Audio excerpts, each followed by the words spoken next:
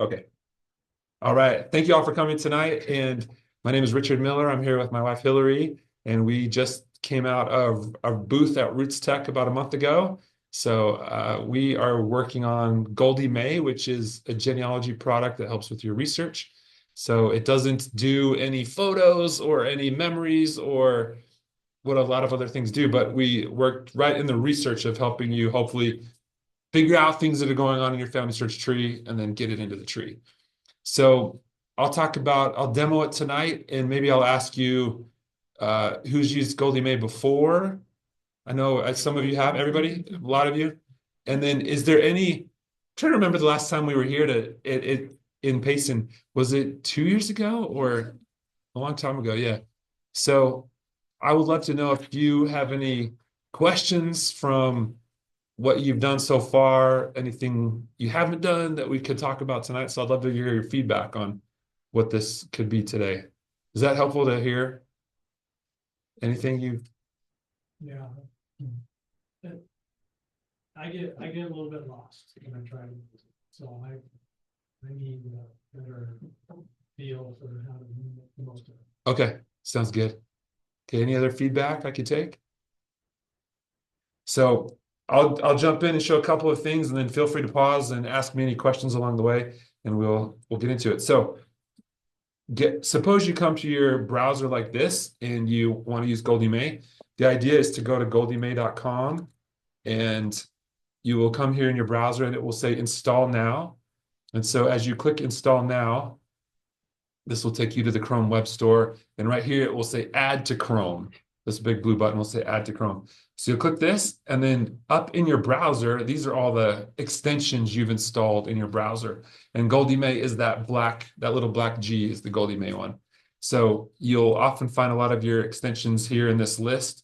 You can pin the ones that you want to be most convenient inside the menu. So you would click Goldie May here or there, and that opens up the sidebar that's the Goldie May window.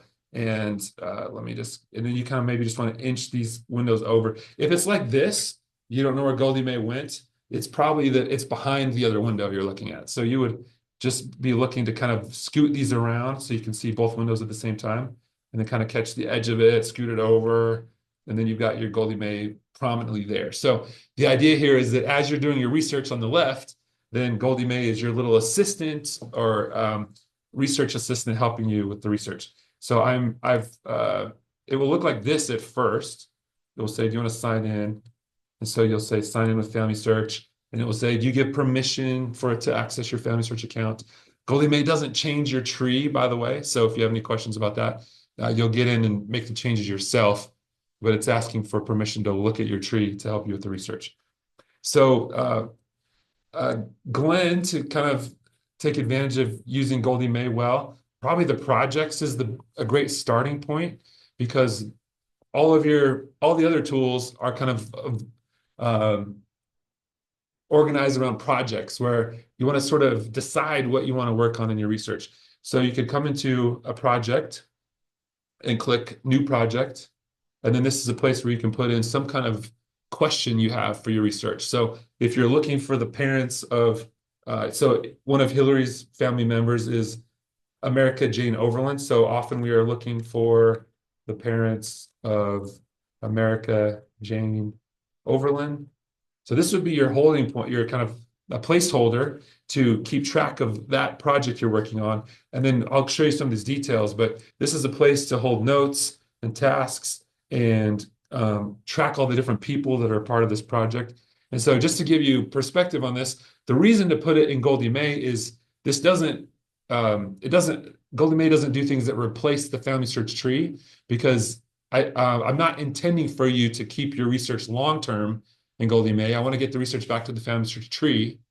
But for the short term, while you're sorting it out and figuring it out, then Goldie May is a good place to store it while you're figuring it out.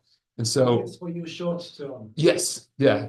In the sense that, it might be an ongoing project that's, as much as 6 months or something, but it's short term. But it's deleted after 6 months, or? Oh no, yeah. I don't mean that to say that I'll delete it. You can keep it as long as you want. But just that Goldie May isn't another family tree that you need to prune and maintain. And and organize. Really, it's supposed to be that kind of placeholder. You know, if you've found three people that could be the father of America Jane Overland and you don't know which of the three it is, then Goldie May is a great place to track it and sort it out. And then when you decide who it is, then go put it in the family search tree and make that your permanent forever place. So keep it in Goldie May as long as you want, though. So that's the idea. And so Goldie May doesn't replace the family trees out there. It replaces probably all the sticky notes around your monitor or all the notes on your desk. And I know before I was using Goldie May, I had a notepad and I would just kind of scribble down like, oh yeah, 1844, or I'm in Kentucky, and I have all these scribbles all over the desk. And so Goldie May is that new place to not have all the paper because you're putting it somewhere. And so if I've started a project and I'll come back to that, but if I've started a project and then it's the end of the day, I've got to go home. Well, I can close it, sign out, go home. And then when I come back tomorrow to the Family Search Center or back at home, then I'll have all these projects stored where I was working on those projects.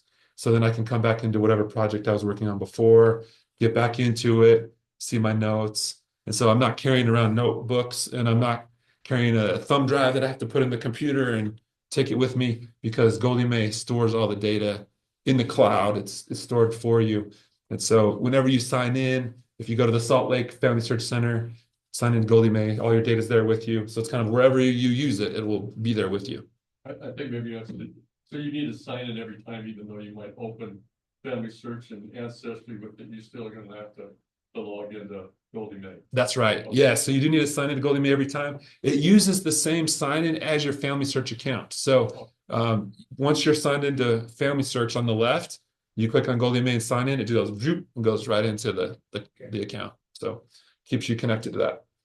So, okay, what would we want to do if we had a project anyway? So let's get into that a little bit. So I'll go into a different project that's already started for America Jane Overland. So let's go back to projects and we'll come into here.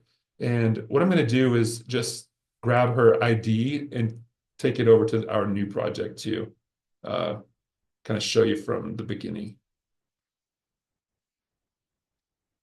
I'm going to copy this, go back to my other project into here. Now, okay, here's our brand new project where we're going to look for the parents of America Jane Overland. So I'm going to paste in her Family Search ID here. And this is like one way to get started on a project. So this will bring in her name and different information about her. And I've kind of opened up that little window about her. This will show you her relatives, her spouse, her parents if we knew them. And we do have some parents on here that we suspect. But it also has all the different places she has lived according to the tree. And so as I look back at what we know about her is that she was born in Warren County, Kentucky, United States.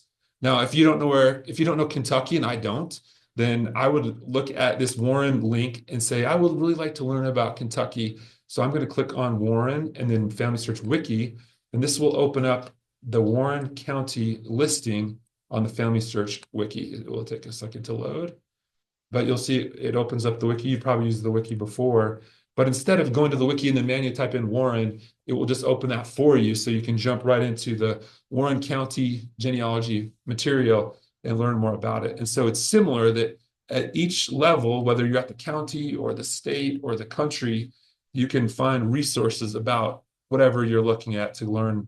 Works also outside United States. It does, yeah. It does work outside the United States as well. Okay, Glenn. So I've got I'm on my people page for my tab, Yeah. but where am I getting all that information? Have you put in an ID already for your person? And then you go to the Places tab and you don't see the. I don't see the places. Okay. Let's see. Do you see these other three tabs, but not the places?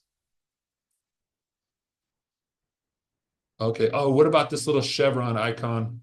That little chevron icon could open it up for you, possibly. Okay. Yep. So they're kind of hiding under this little thing. So if you have 3 or 4 people, they would all be listed under their own little chevron icon. Yeah. So, okay, this is Kentucky, right? Okay, so if I'm trying to figure out what would tell me something about Kentucky, well, I could look through here and decide if there are any birth records at this time and period for Warren County, Kentucky, and see what we can find about that. If I go into Warren County catalog, the catalog's changed, so I'm hoping this will open to the right place. I think it did. They do have some changes underway at Family Search on the catalog, which is good. So suppose you are looking through all of these records and pick anyone you want, but suppose we come down here to Kentucky, Warren County, Kentucky vital records. Maybe we're going to look for America Jane Overland to see if there's a record of where she was born. Maybe that will list her parents.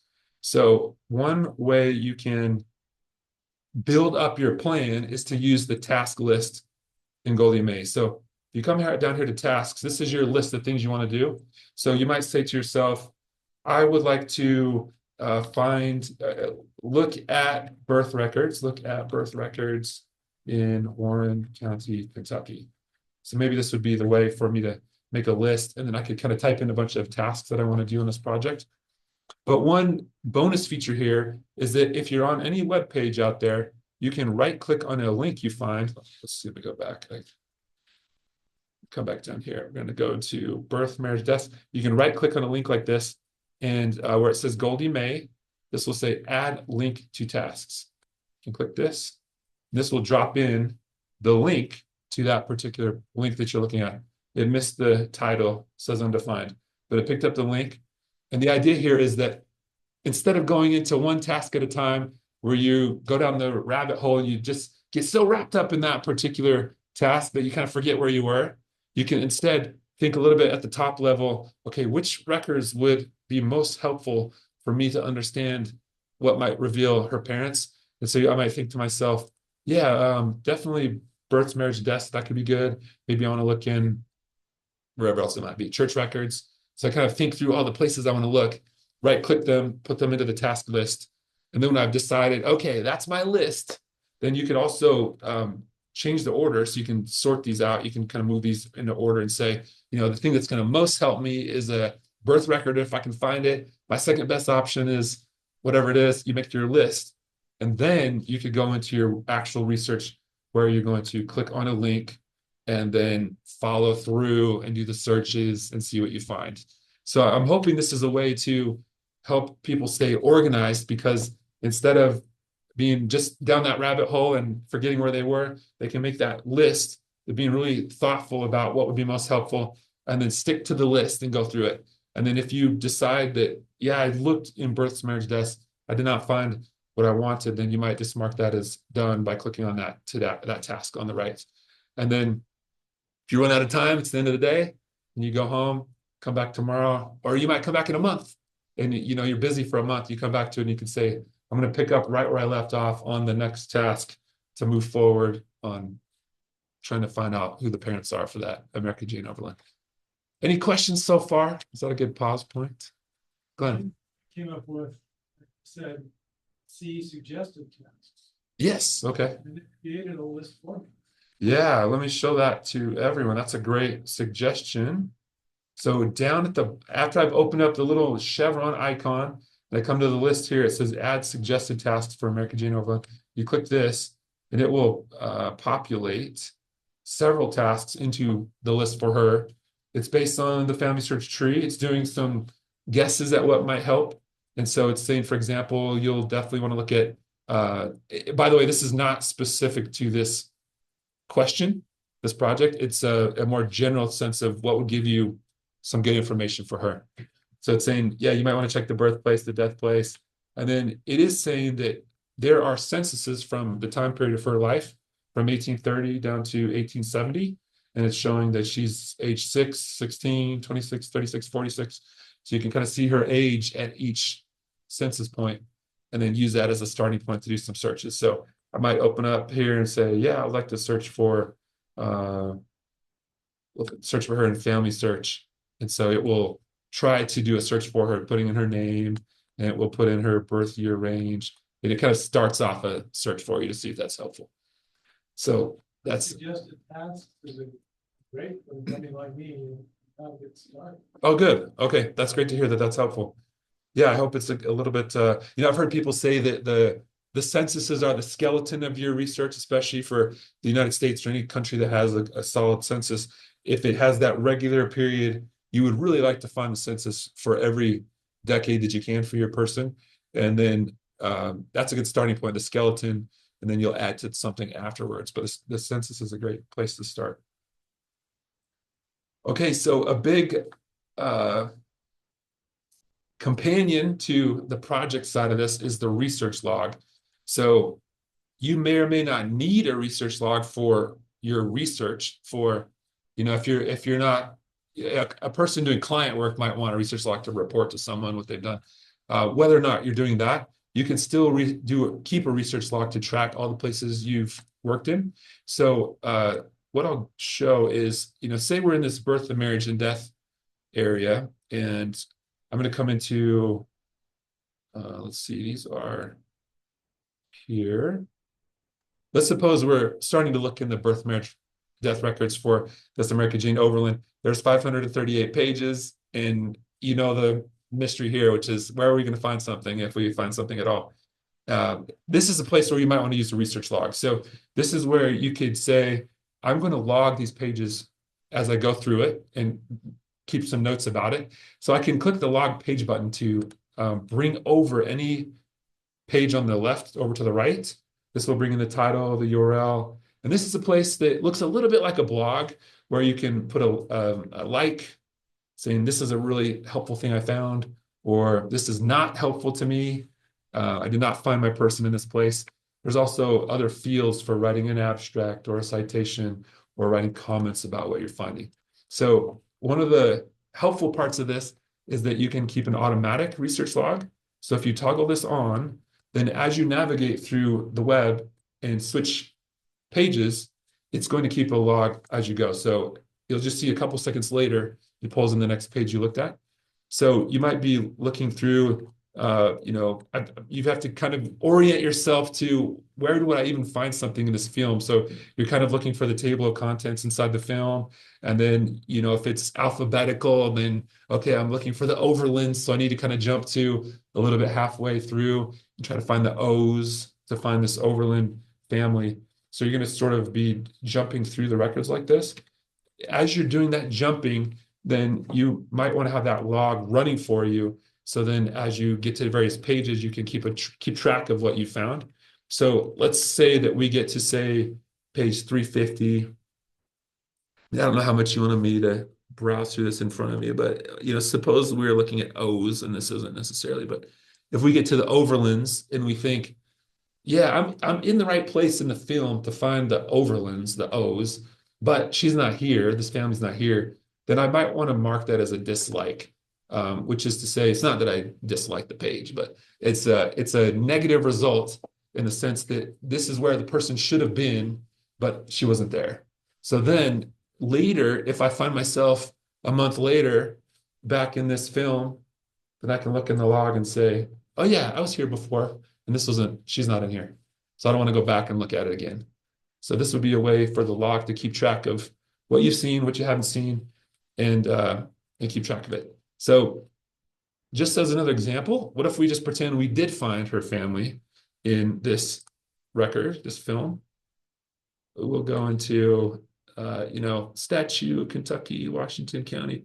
Let's say that this is somehow about her. One other option in the log is to take a screenshot. So you can right click in here and choose take a screenshot, and the cursor turns into the crosshairs, and there you'll click and draw a box around some portion of the screen and let go. And that will put a screenshot of that part of the image into your log.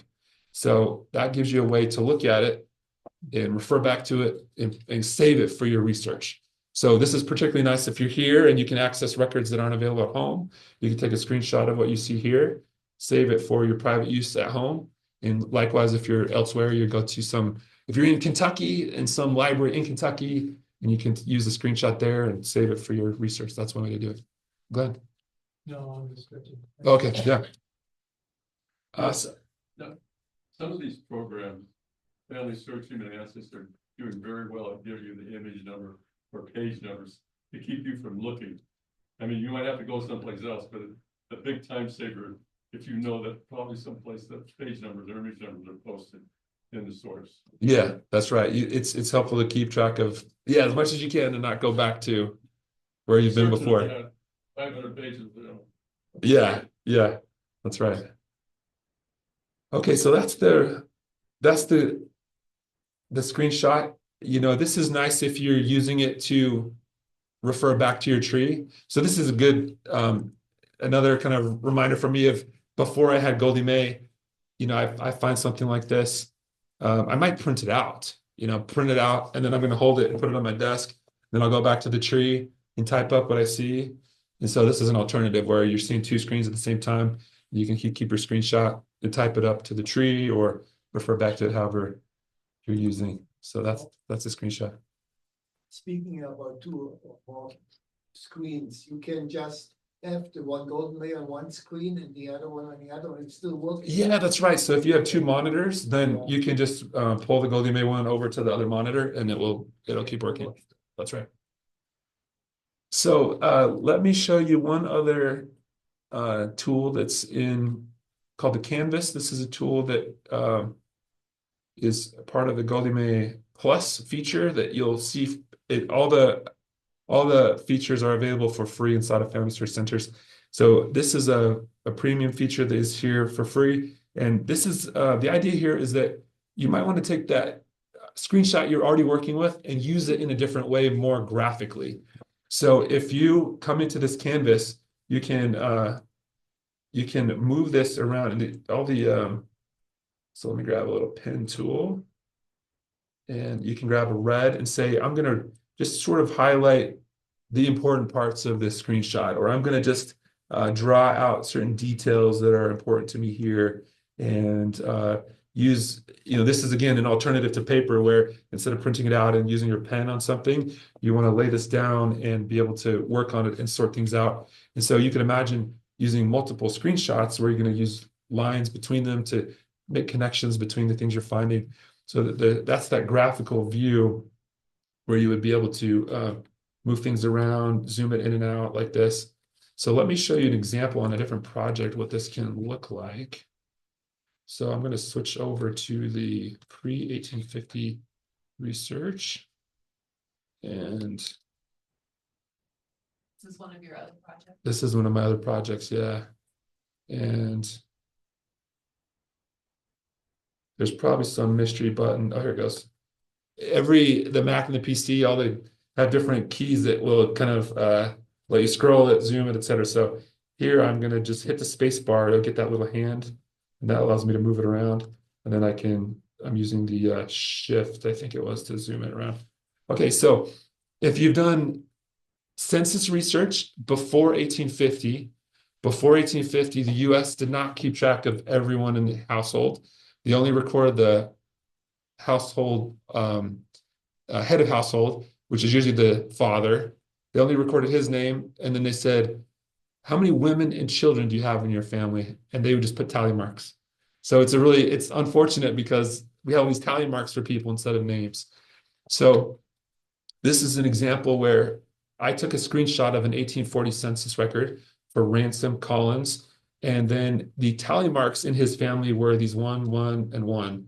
And at the top of the census, you would see the headings that say, you know, this tally mark means kids ages, 5 to 10, and this is 10 to 15, etc.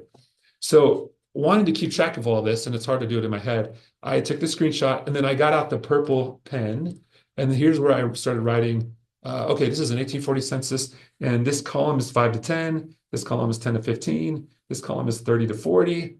Okay, so that kind of gives me a rough count of how many boys. There's 2 boys in the family, and then plus 1 man aged 30 to 40. And then I took a screenshot of the tree. So I went over to my tree, I found Ransom Collins, and then I took a screenshot of this part of the tree. And so then knowing that, okay, if someone is ages 5 to 10 and it's 1840, that means that person was born 1835 to 1830. So that's kind of the range that someone would be born to be that age. So I started writing in the green pen that age range for each person.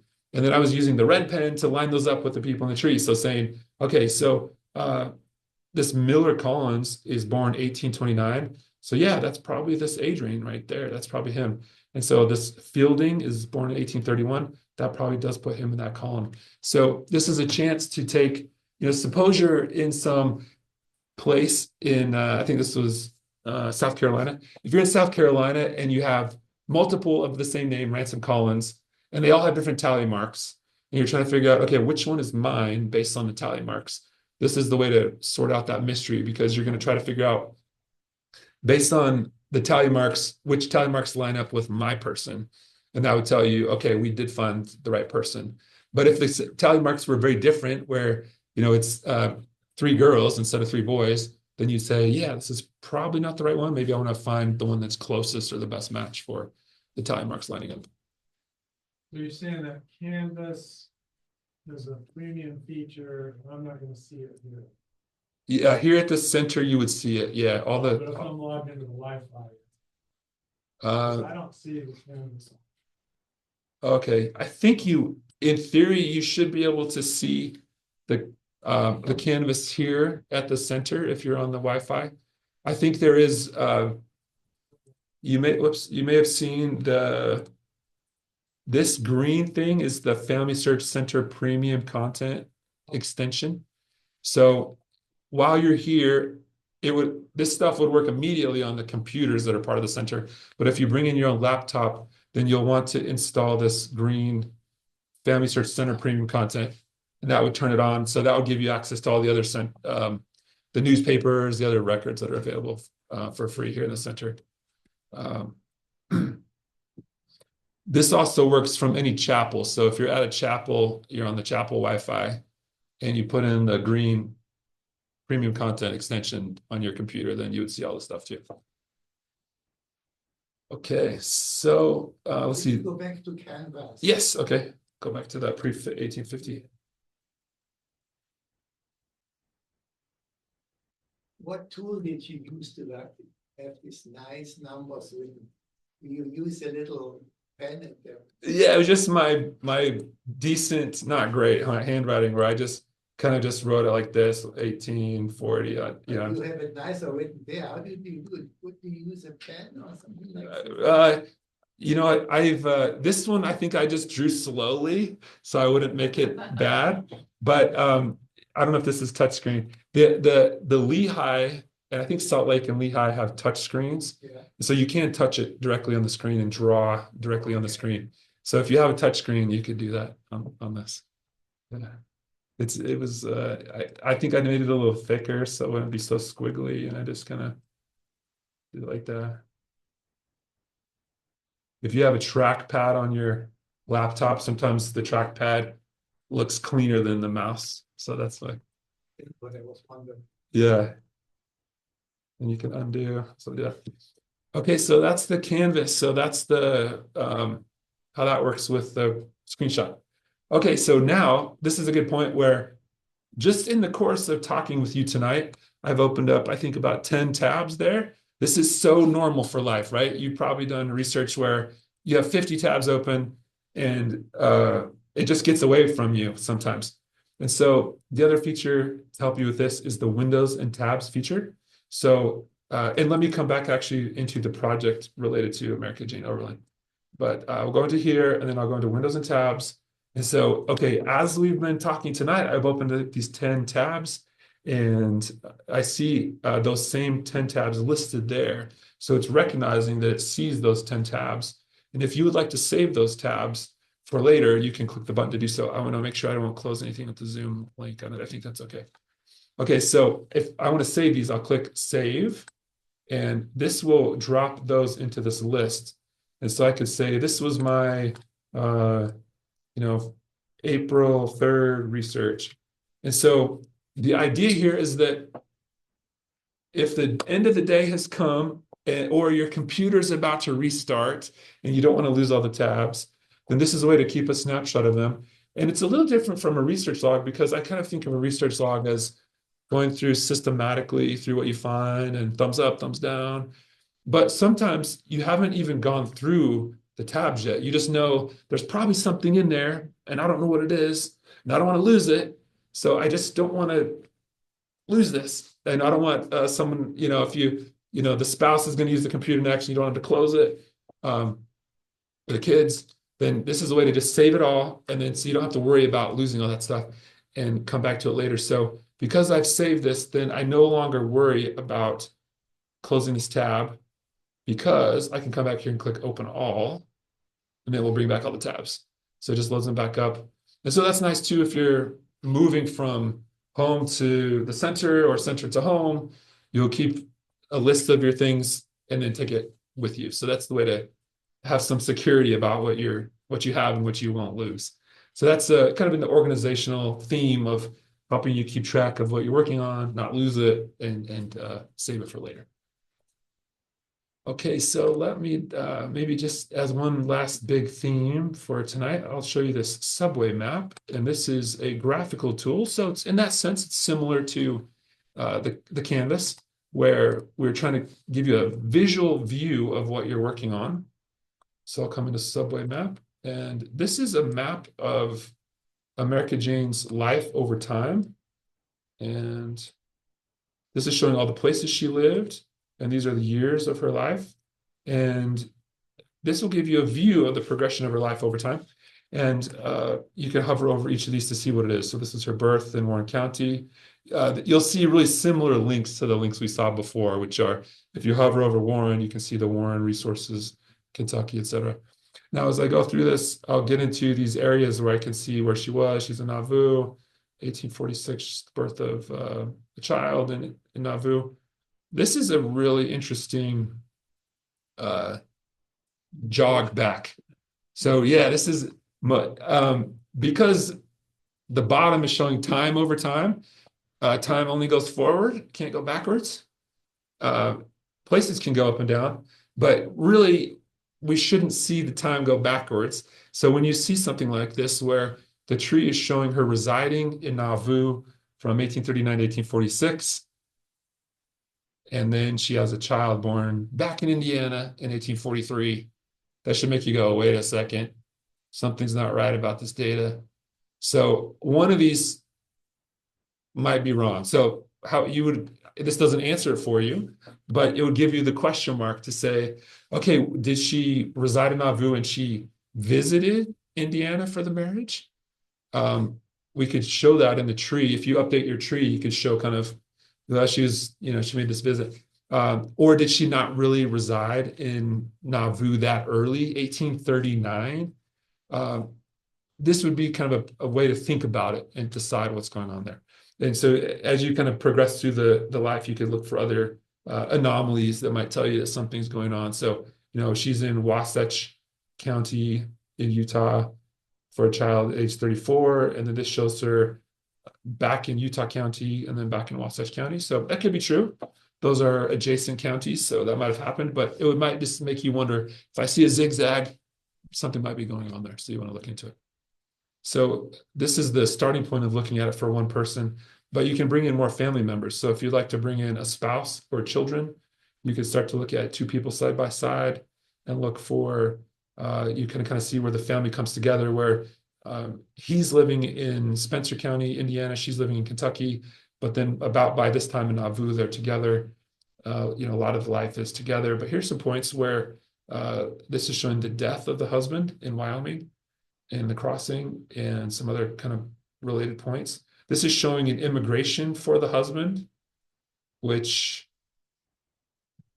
did that, where was the death? The death was here, 1852, and it shows immigration to Utah in October. So maybe that immigration for him didn't happen. So that might be a data point on William Davis's tree where we might want to fix that. So the idea here is that whatever kind of anomalies you look at and see there, you might want to click on these IDs down here. You click on those, that will open up the tree, and we would go to that particular person. And that one that stuck out as kind of an anomaly to me was whether this immigration did he really make it to Utah in 1852 to October if he died back in July 1852? So it's possible that someone knew that the family made it to Utah, but it might be that he didn't make it to Utah. So if so, I think it's bones, Steve. right, that's right. Yes, that's right. If they brought his body to Utah, that could have been what it was. So I missed how you added the spouse to that subway. Okay, sure. Down on this little person icon next to the name Oh, brings up relatives that you can bring into the graph. got it. So it doesn't, yeah, that's right. So that ends up being, so you might look at a husband and wife, or you might look at wife and children, or you might look at 3 or 4 generations of one line. So maybe you want to take a paternal line and look at all the line, or you might want to look at all the maternal line. Those are all different ways you could look at it. And there's one other one I want to show you on this, which is this. A lot of what I've shown you tonight works on any website. I guess early on in the projects, I showed you this thing. This is kind of a family search specific thing. You put in a family search ID and you can do these things. But a lot of the rest of what I've shown you works on any website. You can log anything. You can take a screenshot of anything. You can take a canvas of anything. But the subway map is a little specific to family search tree and ancestry tree. So it doesn't work yet on MyHeritage Tree or elsewhere. But I want to show you what this looks like if we come into Ancestry, and I'll come into public member trees, and I'll just show you what it looks like to look at this on Ancestry as well. So we might come in here and say, I want to look for America Jane Overland, and I could have done the quick fill too. All right, so here's America Jane. And here, so, okay, you probably remember that in Ancestry, let me go back actually. In Ancestry, there are multiple trees. It's not just one tree like Family Search, it's lots of separate ancestry trees. And some of them are private, some of them are public. And if you share your tree publicly, then we can go look at all the America Jane Overlands that are out there. The Sherry Kendall family has an America Jane, the Mickelson family has an America Jane. We could look at all of these. So I'm going to hold down my control key and click on this to open it in a new tab. And I'll come down and I'll open that one in a new tab and that one in a new tab. So I've just opened these 3 tabs for the other America Janes. And so as we open these tabs, it will plot these on the subway map just by looking at them. So as I just switch between these tabs, it will start to plot all of them. So let's look at what this looks like. Start to get a little messy. I'm going to turn off William, the husband, and I'm going to show just state by state instead of county by county. So then you see it looks a little smoother there. So you can see that we're looking at blue is the family search tree version of America Jane Overland. And the other 3 colors are the America Janes of ancestry from different people. And so this is showing that all 4 trees agree that she was born in Warren County, Kentucky. And this is, hey, that's a little different because I'm showing a count state by state. That green one's actually a little different, right? It's in Carter County, Kentucky. The other 3 are in Warren County, Kentucky. If I were looking at this county by county, you would see that the one of them is out of place. Well, let me go back to state by state. So if I go state by state, you can kind of trace the lines through and just look for where do I see some data points that I don't have in my tree. Where I'm using the blue family search tree as my tree, I might look down here to see, do I see any interesting data points that I don't have? What's going on here? This yellow tree shows America Jane that she had a daughter, Suzanne Davis, born in Heber. Sometimes you'll just see data standardization issues where it just says unknown over here because I think they put in Heber without spaces. They put Heber, Wasatch, Utah without spaces. So it just kind of groups them together. And so it's kind of mixed up there. But you'll sometimes see really different data like this one. Residents in 1880 in West Virginia after all the other data points showing that she died in Utah. So that, maybe that's suspicious. But if you see data points like that, where it's really different from what you have, you might want to go look at it and see if that's a piece of data that you want to bring over to your tree. So that's one way you can use it to compare. So subway maps, one of my favorites as I research. I like to keep it open on another monitor. And just as I'm going through my different trees and looking at things, looking for a problem to look at, I might be doing it that way. So if I come into my tree and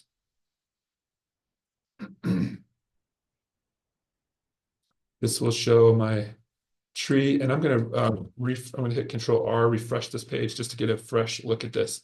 And I'm gonna go back to, instead of picking a project, I'll scroll up to the top and choose no project. And so this is kind of saying, just show me whatever you see on the left. So this is where I could click on any person, and just by clicking on it, it draws the map for you. Or if I click around to ransom columns, redraws it. If I click on Elizabeth Fox, it redraws it. So this is a way to kind of just track through and just see, look for somebody interesting in your family. Where is there a zigzag? Where is there a space travel, time travel back in time to something that they couldn't have done? And so you want to just look for opportunities to look for research. And a lot of people have really full trees, so it might look like, well, I don't really have anything to do in my tree, it's already full. But you could just decide, well, I'm going to check the data. I want to see if it fits well together. So I'm going to click on someone and just see if I find something interesting about what might be going on there. So I would love to take any questions. Also, if you have any ancestors you would love me to look at, we could do that as well. This is sometimes a fun time to just see other things. Sure. When you are done with the project, can you export everything into a PDF and save it? I don't have a good option for exporting a project yet. I do have program. That's right. That'd be a good thing to add. Yes. Yeah. I do have an export of the research log alone. So if you're in a research log like this, you can come down to the bottom and choose export. And this would take it to a spreadsheet. So then you would see all the columns in a spreadsheet of the links and the titles and the comments, etc. But it does not include the screenshots because they don't fit in the spreadsheet. And so yeah, it's a good thought. If you're on a subway map and you want to keep a screenshot of this, I don't have a separate tool for that, but you're allowed to right click on the right side too and choose take a screenshot. So you can take a screenshot of something over here as well, and that would be saved to your project. This is saying I can't save it because I haven't chosen a project. Did that map generate information from somebody else's submission as well as yours? When I kind of missed that about the other trees that have been submitted. Does it compare that information with what you have too? Yeah, in that case, the blue one in this case was that I pulled someone up on Family Search and it just pulled in the data to plot it. In the case of Ancestry, it's navigating to any Ancestry page like this. It just kind of slurps up the data off that page and puts it in the plot. So if you were to go on Ancestry and just go to different people on Ancestry, it would just pull in whatever it can see. So it can't pull in any private data off the Ancestry tree. It would be whatever you can yourself see. Sorry if I get, but oh no. Okay, William Benjamin Evans. William. Yeah. Okay. William Benjamin Evans. Yeah. William Benjamin Evans. Born in 1798 in Tennessee, dies in, okay, let's see that. Okay. Is that going to be this one? William Benjamin Evans. Mercer County, That's okay, let's pull that. Now I'll click on person. I'm going to refresh this to get a fresh look at him. So yeah, tell me if this starts to. Oh, okay, I clicked on kind of a any kind of blank area of Goldie May. I hit Control R. You can also right click and choose reload right here. Thank you. Yep. Okay, so that little chart there is not only based upon what I've contributed, but what some other person has contributed. Yeah, in this case, it's whatever's on the Family Search tree. So okay. Whether you've contributed or someone else did. Okay. That's right. But, okay, still lying here, I guess. So there's also some trees in Ancestry for those. Yeah, that's right. So okay. If we're on Ancestry, we would see whatever they've contributed. So, but it doesn't bring in Ancestry, or it could bring in Ancestry information. It could, yeah. We would need to go search for it. So we could come into Ancestry tree. We'll go back to tree. Excuse me, I think it's search. search public member tree. Benjamin, William Benjamin Evans, William Benjamin Evans. And we're saying birth 1798, I think it was. You said it was Yeah, you Tennessee. might have to put in Mercer County, Missouri, where he died in 1877. That, because there's a couple of other ones that are floating. 1877, okay. See if that's.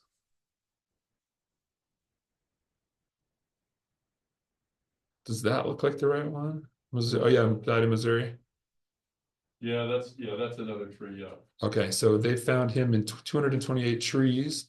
So I could click on all, and then usually it seems like they'll put the best researched ancestry tree at the top, roughly, and then they kind of put the really long shots at the bottom.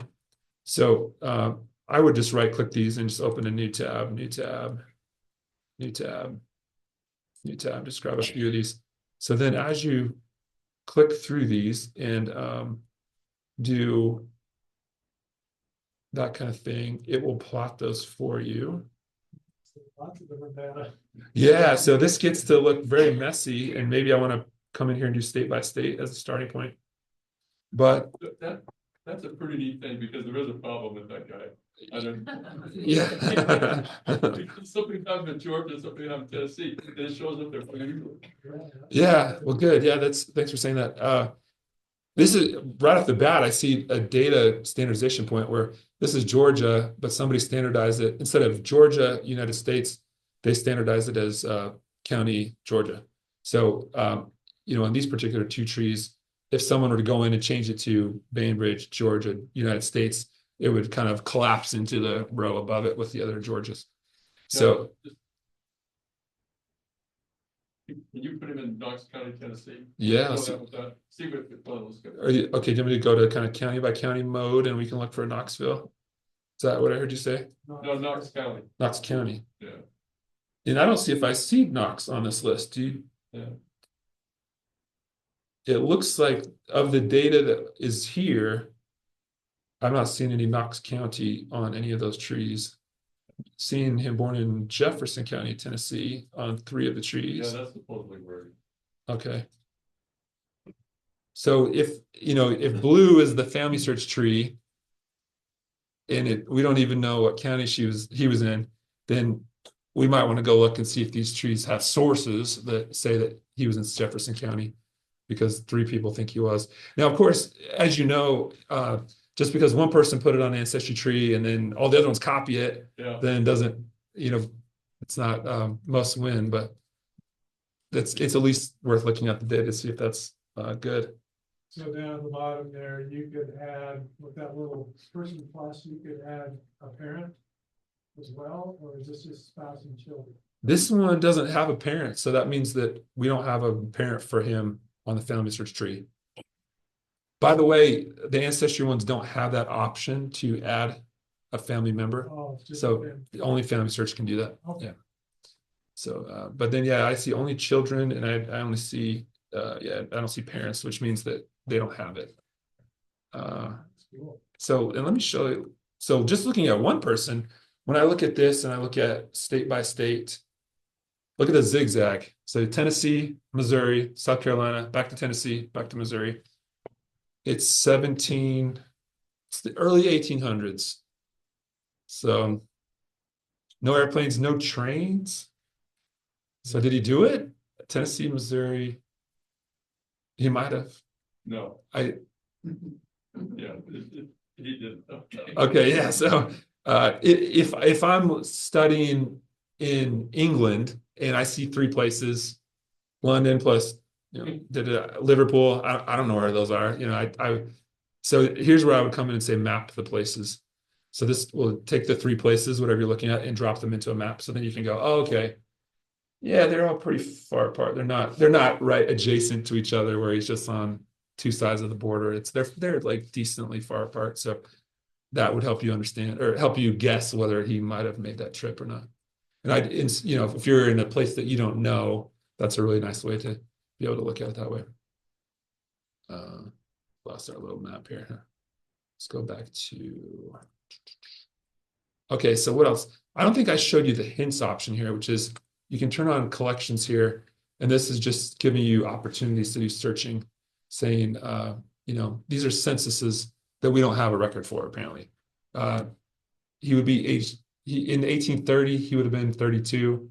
And if we had an 1830 census for him, then we would know where he was in 1830. But instead, we don't know where he was in 1830. We know he was in 1827. He was the birth of a child, and then 1836, he's in Missouri according to the records. But if we could figure out some of these census records, we could dial in those lines a little better instead of having the zigzags all over.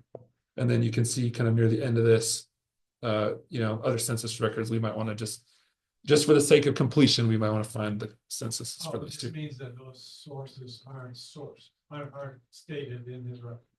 Yeah, and one nuance to that is that it doesn't read directly from the sources. So if you sometimes say to yourself, like, oh, I'm sure I have an 1870 census for him, and you go into sources and you see that there's an 1870 census, then what's missing is putting it into details. So you might want to come over to your events and say, I'm going to add a residence event because I know where he was in 1870. And sometimes when you attach a census record, it has that little button that says add fact. And if you don't click add fact and you skip it, then it will attach the census to your record, but it won't keep track of the little fact that it learned where he was in that residence. So so the subway map is finding the absence of those facts from the records. Okay, on the county level, we'll sometimes see different views. So sometimes you'll see these lines. This means it's a newspaper.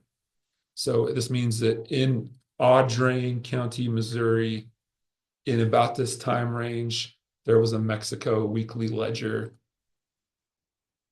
apparently for that county, best guess. And it will sometimes help you dial in where someone was during that. So this doesn't have a lot of newspaper records, but there are a lot of great newspapers out there. So if you don't know which newspaper site has the best coverage for you, because there are at least three big newspaper sites, and they cover all different places, you could be looking at the Goldie May subway map, turn on hints, and this will show you which newspaper site has the best coverage for your area. Okay, that's a good. Wait, how did that newspaper hit show up? It was at the county level, it appears. You click the hints. And I clicked hints to turn it on. Hints clicked before. Yeah, that's right. So that was when we were at the state level, it didn't show any newspapers, but at this county level it does. So that's sometimes you'll find really good ones. If you're in a small town, this is true for my grandmother. She's lived in Copperton, Utah.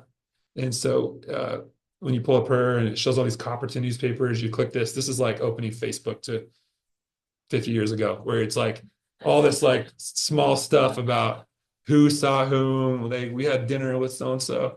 It's like seeing all these details from a small town. Picture of what they ate for dinner? Yeah, what they ate for dinner. Yeah, that's right. Yeah. It'll make you hungry. So any last questions? Any other I thoughts? can't get the family search, what do you call it, extension, Okay. to come up. It gives me an error when I try to get the family search premium content. Okay, I could come look at that with you if it's not loading. You've got Goldie May installed, and Yeah, you've got it opens, but it just doesn't pull up the right. Gives me an error when I try to put family search premium content extension. Okay, I'll come look at it with you, but in theory, it should have that green. Is your little premium content icon green? It won't bring. Okay, I'll come look at it with you then. That is trying to remember where I've seen this in Family Search Wiki, premium content. If we search for that, it should say something like this: how to use the Family Search Center premium content. And so this is how you would be able to install this thing and then access all the premium content for Family Search from here and from Chapels. So that'd be the way to do that. This spins. Okay, I'll come look at it with you. All right, any questions you have now or later? My email address is down here, richard@goldiemay.com. Also, we have a YouTube channel. So if you have questions about a particular feature, like I really want to know more about the canvas, then you can come into the bottom, it says videos about Canvas. You click on this and it will open up a list of videos about the Canvas. And each section has a separate set of videos. And so you can go through those videos like that. We call it Goldie May because Goldie is my great grandmother and May comes from Hillary's side of the family. And so we put those together to make her name. That's right. That's right. Yes. That's right. Hillary and I's little business. Yes. Thank you. It's Yes. really a capability. Thank you. Well, please send any feedback, any questions, and we'll be happy to help anyway. Okay. Oh, thank you. I don't know if I need to do anything with this or not. Just close it and it'll start saving the video. Okay. All right, and I'll lock out of this, just like you will. Assuming if something called parents subscription.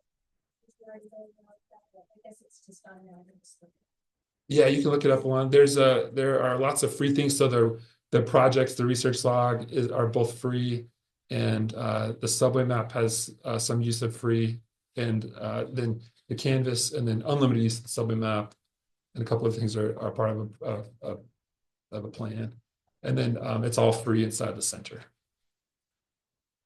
Thank you very much. You're welcome. Gonna sign on a Baines Street. I think I did. Double check. Yeah, okay.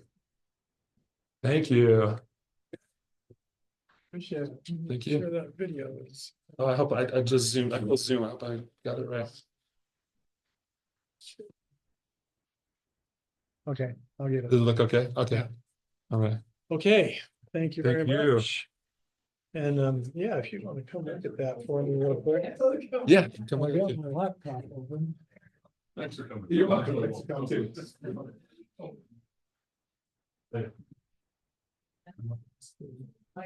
So I'm at the extension. Okay.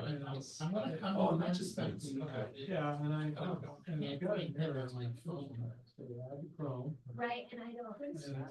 And it's, extension. And it comes up, sorry, could not move extension into profile. Oh,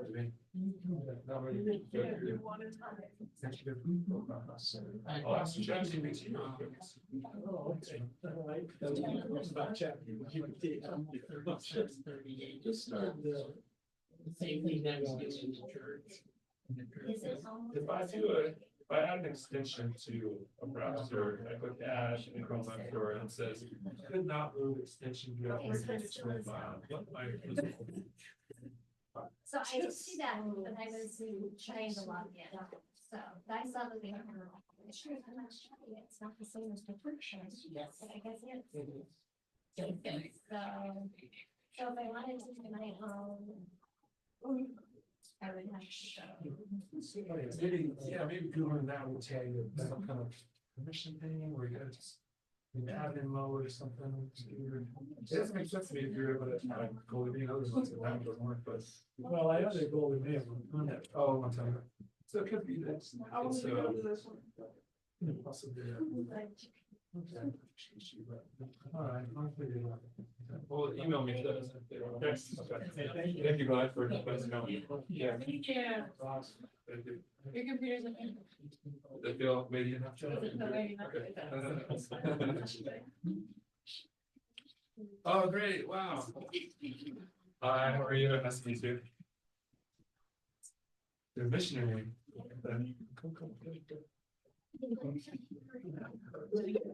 Very cool. Okay. Thanks for coming tonight. Thank you. Hi, yeah. Thank you for coming. Thank You too. Have a nice day. Thanks for all your work on the scanning. Appreciate it.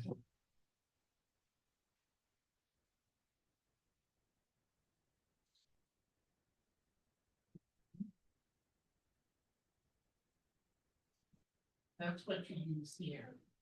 Right, okay. So he was saying that it automatically